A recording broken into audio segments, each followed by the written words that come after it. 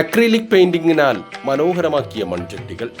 വർണ്ണങ്ങളാൽ തിളങ്ങി നിൽക്കുന്ന ഈ മൺചട്ടികളിൽ വിഷുക്കണിയൊരുക്കാം.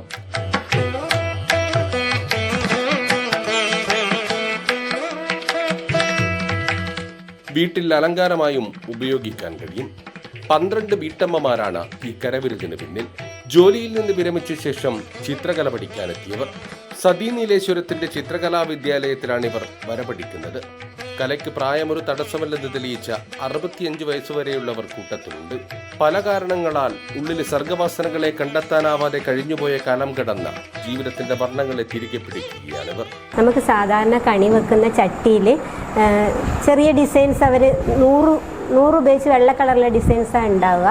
അപ്പോൾ അതിന് പകരം നമുക്ക് അക്രിലിക് പെയിൻറ്റിങ് ഉപയോഗിച്ച് നമുക്ക് വ്യത്യസ്തമായ രീതിയിൽ പെയിൻറ്റ് ചെയ്ത് നമുക്ക് വിഷുവിൻ്റെ സമയത്ത് വിപണിയിൽ എത്തിക്കാം എന്നുള്ള ചിന്ത വന്നു.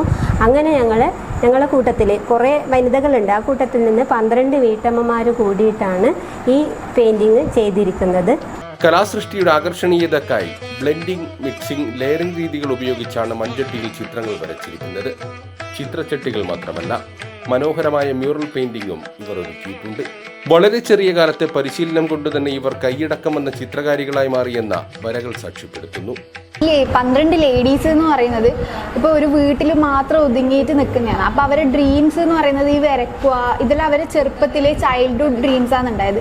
അപ്പോൾ ഈ ചൈൽഡ്ഹുഡ് ഡ്രീംസ് എല്ലാം ഇവരിങ്ങനെ കുറേ കാലമായിട്ട് ഇങ്ങനെ അവരെ ഉള്ളിൽ തന്നെ വെച്ചിട്ട് ഇപ്പം അവർക്ക് പ്രദർശിപ്പിക്കാനും അവർക്ക് വരക്കാനും അവർക്ക് അതിനുള്ളിൽ സന്തോഷം കണ്ടെത്താനും കൂടി പറ്റുന്നുണ്ട് ഈ ഒരു ഇൻസ്റ്റിറ്റ്യൂട്ടിൽ വന്നിട്ട്. നീലേശ്വരം ബസാറിൽ 3 ദിവസം തങ്ങളുടെ സർഗസൃഷ്ടികളുടെ പ്രദർശനം ഒരുക്കിയിട്ടുണ്ട് ചിത്രകാരക്കൂട്ടം.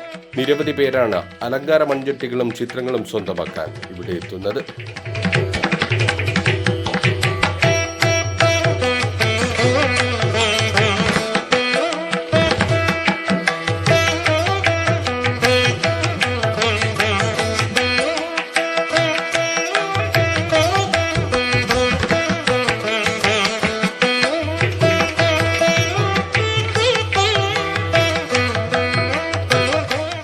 സിജു കണ്ണൻ, കൈരളി ന്യൂസ്, കാസർഗോഡ്.